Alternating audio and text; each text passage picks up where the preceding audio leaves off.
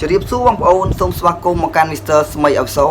ในได้ยมเรียนวีดีโอทำไมมวยจะไทยบางโอนอย่างนั้นคือยมนั่งบางไฮบางโอนในการอันบ็อกVIVO Y20 บาทวิดีโอโมนยมบ้านบางไฮบางโอนโดยมาหายในการอันบ็อก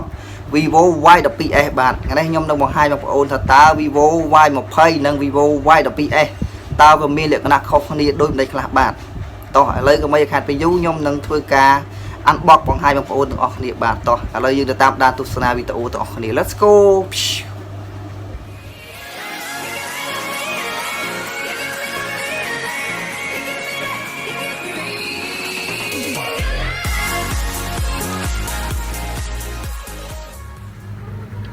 บาทใบยืนกรอเล็กแต่มือไตข้างมุกในโปรออก VIVO Y20 บาทยืนเคยท้ามีนพระบาทพระ VIVO อาซอบาทคือพระอาซอ VIVO Y20 ให้ข้างกลางนี้คือมีนปืนคิวไว้ข้างเลยนี่คือมีนปืนซอบาทให้บะมีนรุมเล็กในพระโลโก้บอกกรมพล VIVO บาทให้ในไตข้างเลยนี่คือยังมีนบัญชีบาทเกบัญชีทา VIVO Y20 เนี่ยได้คือมีนเรมบุญจีนังมอมรี64 G บาทให้ยังมือภายจำเฮียงคือมีอาซอVIVO ให้ยังมือข้างกลางนี้คือมีการบัญชีบาทคือVIVO Y20 នេះបាទគឺមានកម្លាំងថ្មរហូតដល់ 5000 មីលីបងពីហើយមានកាមេរ៉ា 3 គ្រាប់ហើយគឺមានការ scan ក្រយៅដៃនៅផ្ទៃចំហៀងបាទផ្ទៃចំហៀងកន្លែង power បិទបើករបស់វាបាទអានេះគឺជាការ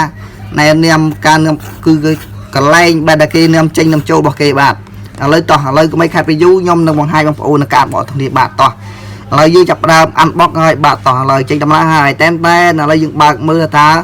VIVO Y20 ដែលតើវាមានរូបរាងស្អាតយ៉ាងណាដែរបាទបើកមកនេះគឺជាក្រដាស់របស់គេបាទយើងមានថាក្រដាស់ VIVO Y20 បាទនេះគឺវាមាននៅខ្លះបើកមកគឺមានស្រោមមានបញ្ចូលបញ្ជានិងក្រដាស់ណែនាំធម្មតាទេអានេះវាការ unbox គឺវាដែរបងប្អូនសំខាន់គឺយើងត្រូវមើលនៅលើរូបរាងទូរស័ព្ទរបស់យើងនេះថា VIVO Y20 នេះដែរតើវាស្អាតយ៉ាងណាបាទតោះឥឡូវខ្ញុំនឹងដកឲ្យបងប្អូនបានទស្សនាបាទហើយទុកទូរស័ព្ទនេះមួយទៀតសិនហើយយើងមើលកដេះមកគឺវាមានក្រដាស់អីសម្រាប់នេះឯងបាទគឺវាមានខ្សែ US ខ្សែឆាំងសាកបាទ micro USB មួយអានឹងដុំសាករបស់វាមួយបាទគឺវាមានតែប៉ុណ្្នឹងឯងក្នុងប្រអប់តែការ unbox គឺវាដូចតែគ្នាទេទូរស័ព្ទវាមិនខុសគ្នាប្រហែលបងប្អូនឥឡូវយើងដាក់ចូលវិញសំខាន់គឺយើងបងប្អូនទន្ទឹងរង់ចាំតើរៀង VIVO Y20 នេះដែរតើវាខ្ជូតយ៉ាងណាដែរបងប្អូនឥឡូវខ្ញុំនឹងធ្វើការ unbox ដកវាឲ្យបងប្អូនមើលតែម្ដងបាទឥឡូវខ្ញុំធ្វើការបកឲ្យឈួចបាទយោចេញមកគឺពឿស្រស់ស្អាតមែនទេបងប្អូនគឺពឿឆ្លោះមែនទេបងប្អូនមើលទេបាទនេះគឺជាផ្នែកខាងក្រោមនៃ VIVO Y20 បាទថានេះគឺជាផ្នែកខាងមុខរបស់វាបាទឥឡូវខ្ញុំនឹងបើកមើលប្រូក្រាមរបស់វាទៀតថាតើវាស្អាតយ៉ាងណាដែរបងប្អូនហើយយើងតើមានលក្ខណៈខុសគ្នាដូចម្ដេចដែរជាមួយនឹង VIVO Y12S បាទឥឡូវយើងបើកចេញហើយគឺវាចេញអក្សរក្រុមហ៊ុន VIVO មកតែម្ដងគឺលយមែនទេបងប្អូនឥឡូវខ្ញុំកំពុងតែបើកឲ្យម៉ាស៊ីនវាដំណើរការសិនបងប្អូនយើងមើលតើ icon ប្រូក្រាមរបស់វាតើវាស្អាតយ៉ាងណាដែរបងប្អូនឥឡូវវាកំពុងតែដំណើរការចេញសិនបងប្អូនហើយបន្តិចទៀតខ្ញុំនឹងរាយរាប់ពីថារូបរាងវានេះជុំវិញខ្លួននេះវាស្អាតយ៉ាងណាបងប្អូនឥឡូវយើងបើកមើលកម្មវិធីវាជាមុនសិនបន្ទាប់មកទៀតខ្ញុំនឹងបង្ហាញបងប្អូនមកកលិហើយខ្ញុំនឹងបង្ហាញវាថា VIVO Y20 និង VIVO Y12S តើវាមានលក្ខណៈខុសគ្នាដូចបែបបាទតោះឥឡូវយើងចេញមកហើយបាទកម្មវិធីវាបានចេញមកហើយឥឡូវយើងបើកមើលកម្មវិធីវាមើលបាទគេទេនេះគឺជា icon របស់វាបាទគឺមើលទៅគឺស្រឡះភ្នែកមែនទេបងប្អូនហើយកម្មវិធីរបស់វាគឺយើងគ្រាន់តែអូសចំហៀងនេះមកបងប្អូននេះយើងអូសចំហៀងមកគឺកម្មវិធី icon របស់វាគឺនៅលើអេក្រង់តែម្ដងបងប្អូនបាទ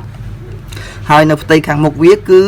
បំពាក់កាមេរ៉ាមុខវាគឺបំពាក់ដោយ notch គឺវាមាន notch ដំណក់ទឹកភ្លៀងបាទឃើញទេបងប្អូនឃើញវាមានឆកដំណក់ភ្លៀងបងប្អូននៅផ្ទៃខាងមុខហើយទំហំអេក្រង់វាក្រុមហ៊ុនបានបញ្ជាក់ទេបងប្អូនខ្ញុំតាមការស្មានរបស់ខ្ញុំប្រហែលជា 6.5 អ៊ីងជាងបងប្អូនហើយជា 6.52 អ៊ីងមើលទៅតាមមនីជាការប៉ាត់ស្មានរបស់ខ្ញុំឯងវាប្រហែលជាប៉ុណ្ណឹងឯងលើនៅអេក្រង់របស់វាបាទគឺវាធំវិញដែរវាប្រហែលជា 6.5 អ៊ីងបងប្អូនប្រហែលជាវាស្មើនឹង VIVO Y12S បងប្អូនបាទឥឡូវយើងមើលនៅផ្ទៃចំហៀងវិញបងប្អូននៅផ្ទៃចំហៀងគឺវាមាន volume បាទកងតាក់ volume power បើកសំឡេងនិងបត់បន្ថែមនិងបន្ថយសំឡេងបងប្អូនហើយអានេះគឺ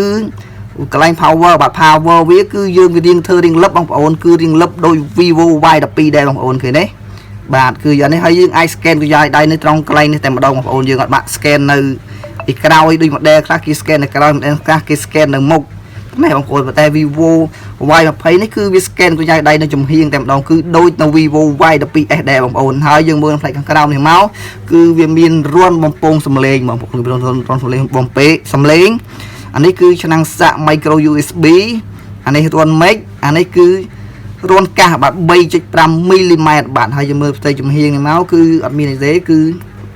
rồi long sơ tại một đầu hay cứ miên cái này đã sim bạn nó lấy những đồ mà cái lên chạm sim này tìm nào vì anh ấy biết đôi đặt đây mong muốn là lên chạm sim nữa thâm đa miên sim mui ao này sim pi đang mong đi mui ở đây những chạm bây bong phôn ở chân ngoài tao vì miên ca update mây đưa việc đôi tập nia tê bong phôn ở đây những chạm mơ thì sao bong phôn bây giờ bong phôn ở chết cứ mấy thằng nhưng mà ban chạy bong phôn từ sana ai vì tranh mau giờ sim việc xe việc ca update mây tiết đó đưa việc đôi tập nia tê bạn lấy đội tranh mau bạn cứ khởi thái bắt đôi technique tế bằng ồn khởi đấy cứ việc biên là cái này đã sim pi là cái này đã micro US micro memory bạn đặt lại đã memory với khmer rồi về ông lấy cái tham micro SD card bạn hỏi bạn ơi là anh này viết cứ đôi tàu vai đập pi đây bạn cái đôi vai đập pi đây cứ vì mình men chỉ trong ngay bên này vì riêng trong game tới dùng ồn mới tới vì mình xây chỉ cao của man đây mình xây chỉ mù man đâu họ vì mù tỉnh nó tao đây đi trong bạn hai giờ mưa này càng cao bằng việc bạn cứ việc bằng bịa tận đói camera bay cửa bạn cứ khóp mình tên đồng ổn camera bay cửa hay là miền flash môi bạn anh ấy cứ cái đa đầm lai giờ bằng ổn là những ai bộ tranh mà đây dương mạnh vội anh ấy cứ cái đa nhom đã lụa không hôn Vivo bạn bật đầm lai sạch bạn bây giờ dương lụa nó lơ tịp giảm bạn hai càng đây càng cao này cứ miền là so Vivo đầm lệch môi thiệt bồn đầm lệch là càng cao này bạn cứ vi sắp điên từ năng Vivo Y20 để bạn lấy cả ăn bóc cả bằng hai riêngนี้ dùng mơ tới bóng ôn khơi nào và cả bằng hai bộ riêng viên viết cứ miền tập bản hệ bằng ôn cứ một đồng nọ tớt anh cho hiền mình mấy nhóm bạn hai ôn là cái cứ miền camera bay crop hai viên miền pưa riêng khiêu bạn khiêu đáng từ một việc đôi pưa ôi nhưng mà đang đập pưa mấy đến ôi bóng ôn tu sana tới viên miền khiêu chom theo riêng đồng lệch bạn hai đồng lệch ha phải càng cái cứ riêng rồi lông trăng ôn hơi Vivo Y20 đấy cứ về miền pi pưa ổn cái miền pưa khiếu hay năng mà pưa tiết là này cái nhom đồng hàng phải ổn mà pưa tiết cứ pưa riêng so bạt cái này bằng ổn về miền so chom ấy nhưng mà đằng là pưa đây bài riêng lông ấy kia bạn đấy cứ chia Vivo Y20 bạn thấy chấm pua Vivo Y20 đấy cứ về miền RAM 4G bằng ổn Việt Nam bằng ổn bàn mượt bằng bàn hai nơi bằng ổn vì đợi một video bằng ổn cứ về miền RAM 4G năng mong memory card đập ra môi chi bạn khơi thao về miền memory thông bạn hay RAM bị có riêng thông để mà ôn chuyện ai lên mưa YouTube lên game ai bàn mà sưu bạn cứ dương ai lên game bàn vì rót bàn tiếng sưu các bạn đang sắp game là miền graphic tôi môn ôn mà ta vì ai rót cho mỗi game này lên vì si graphic thông mấy bằng ôn được dài trầm lên một bài legend ôi cứ dương ai lên bàn sưu mình tên thấyสำคัญคือว่ามีกำลังทมลโหตัดดอก5,000 มิลลิออมเปียบัดคือยังไอเลนบ้านเป่งมือทั้งไงอยู่แต่มาดองบัดยังมือยูทูบเลนเกมเป่งมือทั้งไงบัดสแตนบายมันอยู่เหมือนเดิมบัดให้บัดย่อมนั่งเปรียบเทียบแต่เรียกนักเขาเคลียร์แต่เตี้ยท้า Vivo Y20 นั่ง Vivo Y20 ไปเข้าดีไปเด็กไปได้บ้างแล้วย่อมนั่งดอก Vivo Y20 มาให้ย่อมโอนเพลียงบ้านนี่คือเชียว Vivo Y20 đểย่อมบ้านធ្វើការអានបកមកឲ្យមកអូននៅវីដេអូមួយសង្ឃឹមតែបងប្អូននឹងបានមើលការបករបស់ខ្ញុំបាទឥឡូវខ្ញុំនឹងបង្ហាញតើ Vivo Y20 និង Vivo Y20 វាខុសគ្នាត្រង់ចំណុចអីបាទបើសិនជាយើងមើលផ្ទៃខាងក្រោយមកគឺវាសឹងតែដូចគ្នាតែម្ដងបាទមើលទៅរៀងហើយយើងមើលផ្ទៃចំហៀងរបស់វាក៏វាដូចតែគ្នាបាទគឺដូចគ្នាខាងក្រោមក៏ដូចគ្នាចំហៀងក៏ដូចគ្នាខាងលើក៏ដូចគ្នាសឹងតែដូចគ្នា 100% បើសិនជាយើងមើលទៅលើរូបរាងខាងក្រៅរបស់វាដែរបងប្អូនប៉ុន្តែលក្ខណៈខុសគ្នាគឺ Vivo Y20 នេះវាមាន RAM ត្រឹមតែ 3G ទេបងប្អូន Y20 មាន RAM 3G memory 32បាទគឺវាតូចជាង Vivo Y20 បាទគឺគេថាសឹងតែខុសគ្នាចំពោះ RAM វិញចំពោះ RAM ខុសគ្នាតែមួយ 3G ហើយមួយ 4G ប៉ុន្តែចំពោះទៅលើ memory គឺខុសគ្នាធំមែនទេបងប្អូនគឺអានេះVivo Y20 មាន RAM ត្រឹមតែ 32G គឺអានេះមាន Vivo Y20 មានទៅដល់ 64G មានន័យថាវាខុសគ្នាមួយគុណនឹងពីរតែម្ដងបងប្អូនបាទហើយចំពោះ Vivo Y20 នេះដែរគឺវាមានពីរពឺដែរបងប្អូនគឺពឺវាខុសគ្នាទាំងអស់បងប្អូនឥឡូវនេះខ្ញុំហាយអានេះ Vivo Y20 គឺមានពឺនេះនិងពឺនេះបាទពឺសនេះគឺវាខុសគ្នាដែរបងប្អូនឃើញថាមានដូចគ្នាណា